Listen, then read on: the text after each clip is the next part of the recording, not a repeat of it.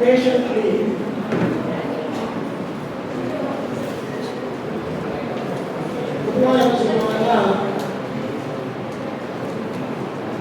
அறிவாளிகள் சபையில் ஊமையாகி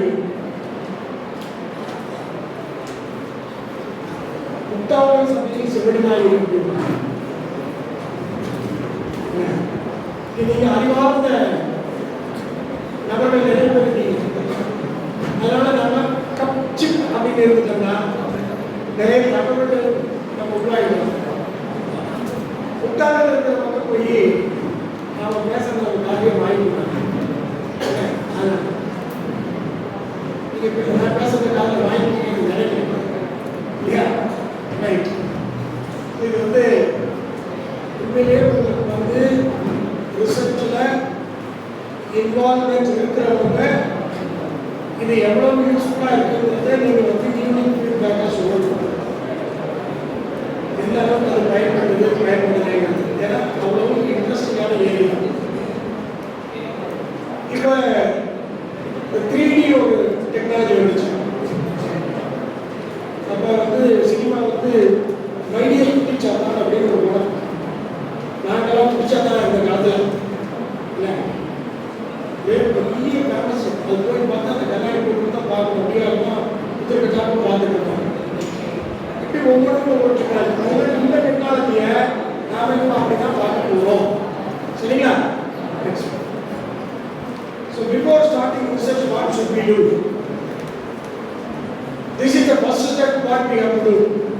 கொஞ்சம் சேர்ஸ் கொஞ்சம் காலியாக இருக்கு. பின்னாடி இருக்கிறவங்களாம் கொஞ்சம் முன்னாடி வட்டிங்கன்னா நல்லா please come forward. Second year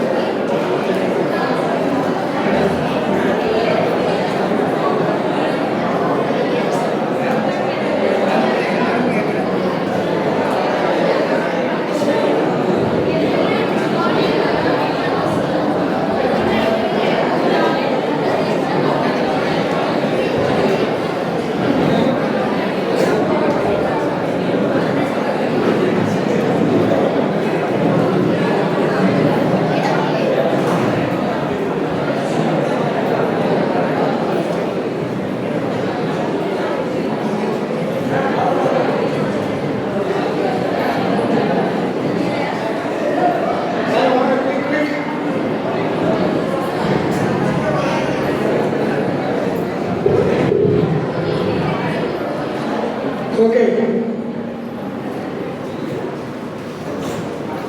thank you. நம்ம சொன்னதை வேண்டுகோளை ஏற்றுக்கொண்டதற்கு ரொம்ப நன்றி. Before starting a research, what should we do? Number one, we have to decide the topic tentatively.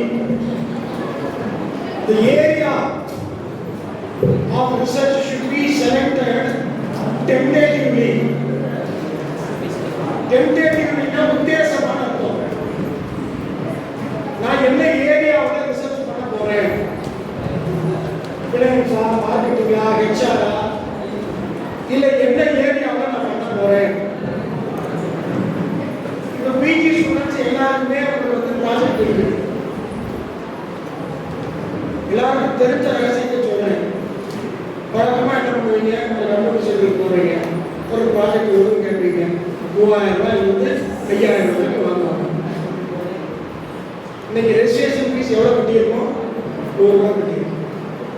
ரூபாயில் ஒரு ப்ராஜெக்ட் ரெடி, ரூபாயில் ஒரு ப்ராஜெக்ட் ரெடி.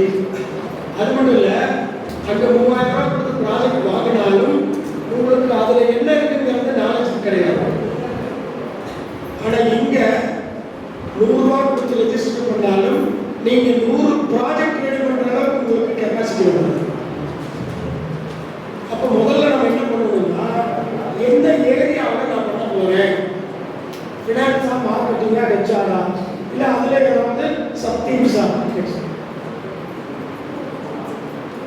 இந்த கீ ஆர்டிகிள் நம்ம சொல்றோம் இல்லையா, இந்த கீ ஆர்டிகிள் எதுக்காக, what is the need of key articles? காலையிலிருந்து திரும்ப திரும்ப சொல்றீங்களே கீ ஆர்டிகிள்ங்கிறீங்களே, குவாலிட்டி ரிசர்ச் பேப்பர் சொல்றீங்க sir. What is the purpose sir? To understand the concept.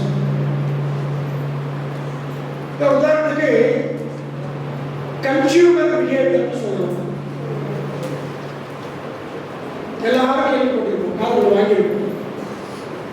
But consumer பிஹேவியர்னா என்னன்னா நம்ம முடிப்போம்.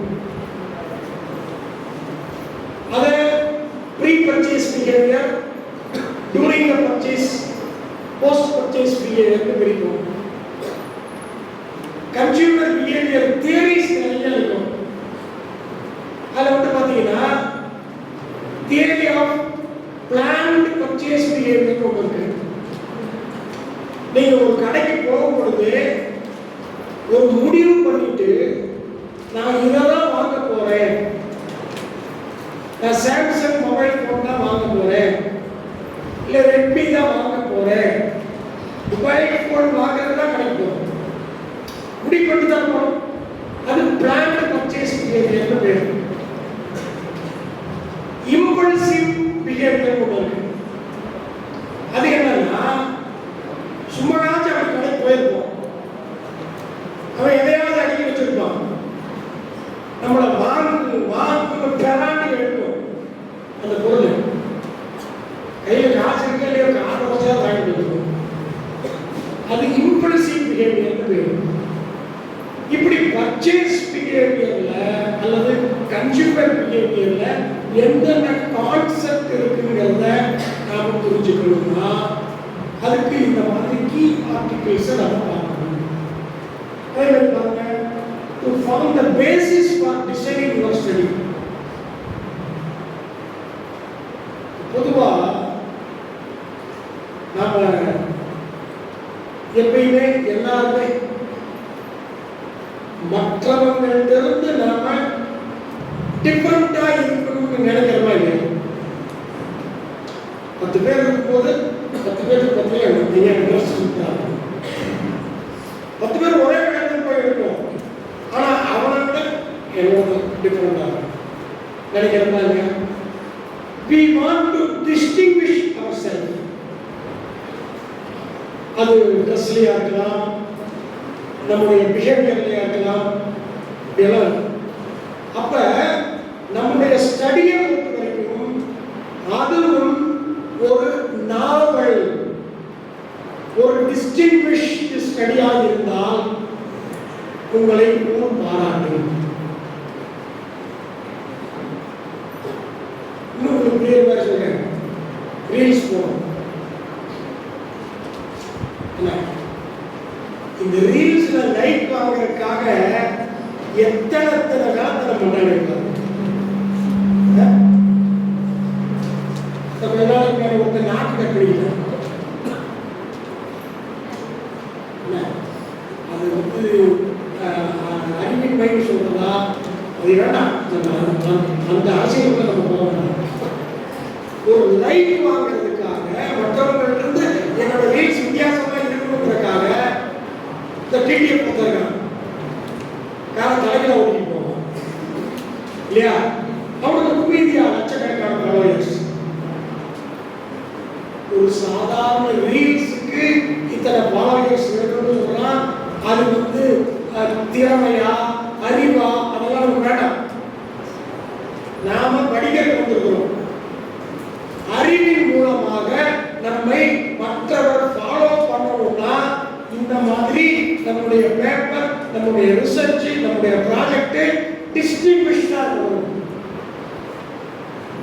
அப்ப என் ஸ்டடி இப்படிதான் இருக்கணும். My study should be designed like this. Everyone should appreciate. Everyone should follow my study. எல்லாரும் BCom படிச்சிருக்கீங்க, M Com படிச்சிருக்கீங்க, மோட்டிவேஷன் தியரி படிச்சிருக்கோமா, மாஸ்லோ இல்லையா, நீட் ஹைரார்கி தியரி, அந்த யாரு நமக்கு அப்பனா பாட்டலாம் மாமனா மச்சானா ஏன் ஆனாலும் நம்ம இங்க நினைவு கூறுகிறோம். அவர் சொன்ன கருத்து அப்படி. மாஸ்லோ மாதிரி உங்களை உலகம் பாராட்டமா வேண்டாம். வரலாறு முக்கியம் வச்சுங்க. இன்னும் 10 வருடம் 20 வருடம் கழித்து வருவவங்களுக்கு டாக்டர் அரவிந்த் சார் யாருக்கும் தெரியாது. என்ன ப்ரொஃபசர் எல்லாம் ஒரு சீனியர் அண்ணாச்சி தான் தெரியுங்களா? என்னத்த உனக்கு என்னத்த after 10 years or 20 years அவருக்கு பின்னாடி வரக்கூடிய சந்ததியினருக்கு அரவிந்த் சார் எப்படி இருந்தார் யாருக்கும் தெரியாது. இங்க ஒருத்தர் என்ன மக்களுக்கு மாட்டீங்களான்னு கேட்கிறாங்க. தப்படி மேல எப்படி இருந்தாங்க யாருக்கும் தெரியாது.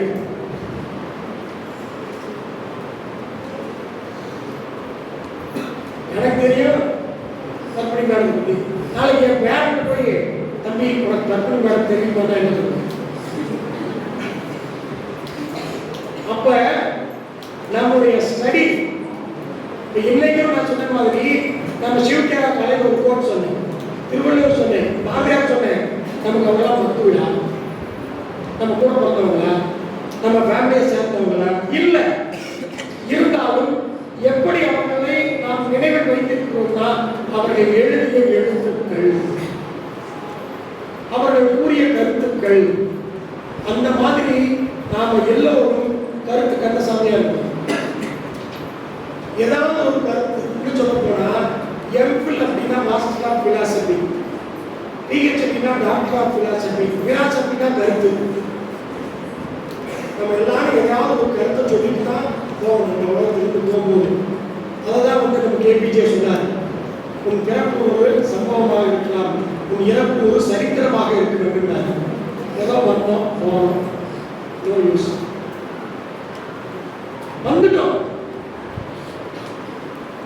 பில் கேட்ஸ் அதே தான் சொன்னார், if you are born poor it is not your mistake, if you die poor it is your blunder. அப்படின்னா அப்ப நம்ம வாழ்ந்த காலத்துல என்ன வேணா என்ஜாய் பண்ணு, என்ன வேணா படிக்காத, என்ன ட்ரெஸ் வேணா போடு, என்ன வேணா சாப்பிடு, என்ன வேணா தூங்கு, எவ்வளவு நேரம் வேணா ஆடு கொண்டாடு, எதை வேணா பண்ணு. ஆனால் அறிவுபூர்வமாக ஏதாவது ஒரு கருத்தை இந்த நாட்டுக்கு விட்டு செல்லுங்கள். அப்ப to design your study key objectives are essential. To understand how to frame the objectives, to understand the variables to be selected, to understand how to formulate the hypothesis, to know the source of data, to know the tools to be used for data collection, to decide the sample size, to determine sampling method, and to select the appropriate statistical tools for analysis. நாம் எதை செய்ய வேண்டும், எப்படி செய்ய வேண்டும், ஏன் செய்ய வேண்டும். அப்ப கீ ஆர்டிகிள் அதனுடைய பெனிஃபிட்ஸ் என்ன. இப்ப ஃபினான்ஸ் எடுத்துட்டோம்னா, ஃபினான்ஸ் நமக்கு என்ன தெரியும், ப்ராஃபிட்டபிலிட்டி சார், லிக்விடிட்டி சார், இவ்வளவுதான் நமக்கு தெரியும். அதை ஒட்டி எப்படி சார் டெவலப் பண்றது, என்னோட ப்ராஜெக்ட் டைட்டில நான் எப்படி சார் டெவலப் பண்றது. அப்ப கீ ஆர்டிகிள் போகும். அதாவது இந்த சர்வரோக நிவாரணம் சொல்லுவாங்க பார்த்தீங்களா,